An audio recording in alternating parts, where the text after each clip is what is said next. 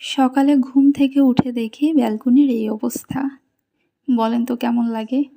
এত যত্ন করে আগের দিন গাছগুলো লাগালাম, এখন সব গাছগুলো এভাবে পড়ে আছে। সম্ভবত রাত ৪টা বাজে, তখন অনেক বেশি বৃষ্টি হয়েছে। আর সেই বৃষ্টিতেই মূলত এই অবস্থা। বৃষ্টিও হয়েছে, সাথে অনেক বাতাসও হয়েছে রাতে। তো তখনই মূলত এই গাছগুলো সব পড়ে গিয়েছে। আর যে মাটি ছিল, আর তাছাড়া এমনি বৃষ্টি হলেই আমার ব্যালকনির অবস্থা খুবই খারাপ হয়ে যায়। এই মাটিগুলো সব ছিটে ব্যালকনিতে একদম খুবই খারাপ অবস্থা হয়ে যায়। যেদিন বৃষ্টি হয় সেদিন আমার ব্যালকনি পরিষ্কার করতে যেয়ে অনেক কষ্ট হয়। আর এই যে গাছটা আমি এনেছিলাম রাতে, ওই রাত্রে আমি উঠে দেখি এই গাছটা এই কাচের এই জারটা নিচে একদম গড়াগড়ি খাচ্ছে। তাও আমার ভাগ্য ভালো যে এই কাচের জারটা অন্তত ভাঙেনি। তো এত ঝড় বৃষ্টি হচ্ছিল, তো ওই রাত্রে আমি তাড়াতাড়ি করে ব্যালকনিতে যেয়ে অন্তত এই কাচের জারটা আমি উঠিয়ে এনেছিলাম। এই কাচের জারটা এনে আমি রান্নাঘরে রেখে দিয়েছিলাম। এর ভিতর যে ছোট ছোট যে পুঁথিগুলো দিয়ে রেখেছিলাম, এই সব কিছু একদম ছড়িয়ে গিয়েছিল। ওই সব আমি এক একটা করে উঠিয়ে এর ভেতর ঢুকিয়ে রেখেছি। অনেক বেশি বৃষ্টি হয়েছে ভোর রাতে। তো এখন এগুলো সব পরিষ্কার করতে হবে।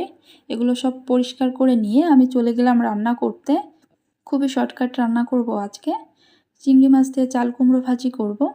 তার জন্য একটা প্যানে বেশ কিছুটা পরিমাণ তেল নিয়ে নিয়েছি। এই তেলের ভেতর সামান্য গোটা জিরা দিয়ে দিচ্ছি, আর দিয়ে দিচ্ছি তেজপাতা। এবার এর ভেতর দিয়ে দিচ্ছি আগে থেকে কুচি কুচি করে কেটে রাখা চাল কুমড়া। হলুদ লবণ দিয়ে দেব। এখানে কিছু কাঁচামরিচ দিয়ে দিচ্ছি। বাসায় আজকে মরিচ ছিল না, তো যেটুকু ছিল তাই দিয়েই দুইটা রান্না করে নিয়েছি। এই সব কিছু ভালোভাবে নেড়েচেড়ে মিশিয়ে নেব। আর এটা কিছুক্ষণ ঢাকনা দিয়ে রান্না করব, চাল কুমড়োগুলো ভালোভাবে সিদ্ধ হওয়া পর্যন্ত। কারণ চাল কুমড়ো থেকে যে জলটা উঠবে, এই জলেই কিন্তু এটা খুব ভালোভাবে সিদ্ধ হয়ে যাবে। তো কিছুক্ষণ পর ঢাকনা উঠিয়ে এটা বেশ কয়েকবার নেড়েচেড়ে দেব। তো এভাবে নেড়েচেড়ে চাল কুমড়োটা ভালোভাবে ভেজে নেব। আগে থেকে ভেজে ফ্রোজেন করে রাখা চিংড়ি মাছ ছিল ফ্রিজে, সেখান থেকে কিছু চিংড়ি মাছ দিয়ে দিলাম। চিংড়ি মাছ দিয়ে যে কোনো কিছু রান্না করলে এটা খেতে অনেক বেশি ভালো লাগে। এই যে চাল কুমড়ো ভাজিটা আমার হয়ে গিয়েছে। এখন সব শেষে এখানে আমি একটু ভাজা জিরা ধনিয়ার গুঁড়া ছড়িয়ে দেব। ভাজা মশলাটা দিয়ে ভালোভাবে মিশিয়ে নিলাম।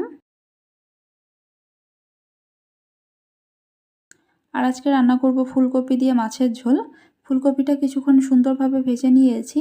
আর এখানে লবণ হলুদ দিয়ে ঝোলের জন্য জল দিয়ে দিলাম। তেজপাতা দিয়ে দিলাম এখানে। ঝোলটা কিছুক্ষণ ফুটিয়ে নেওয়ার পর এখানে ভেজে রাখা মাছ দিয়ে দিচ্ছি। এই রান্নাটা আমি কাঁচামরিচ দিয়ে করব। যে কোনো সবজি রান্নায় কাঁচামরিচ ব্যবহার করলে এটা খেতে বেশি ভালো লাগে।